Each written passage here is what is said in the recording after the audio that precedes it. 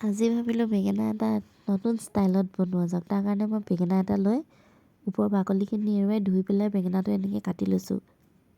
মই কিন্তু এইটো ৰিলছত পাইছিলোঁ দেই, তাকে ভাবিলোঁ আজি ঘৰত ট্ৰাই কৰি চাওঁ কেনেকুৱা হয়নো খাবলৈ।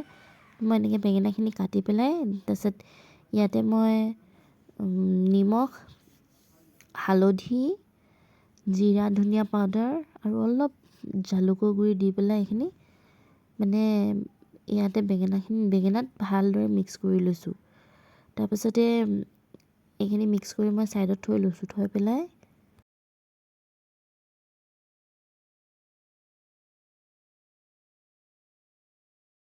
তাৰপাছত মই পিঁয়াজ আৰু ধনিয়াখিনি ধুই পেলাই ধুনীয়াকৈ কাটি লৈছোঁ। ইয়াতে মই ডিম লৈছোঁ, ডিম 3টা দি পেলাই এইখিনি গুলি লৈ ইয়াত ডিমকেইটা ইয়াৰ বেঙেনাৰ ওপৰতে দি পেলাই এইখিনি ফ্ৰাই কৰিম। হৈ গ'ল। সঁচাকৈ কিন্তু খাবলৈ বিৰাটেই ভাল হৈছিলে।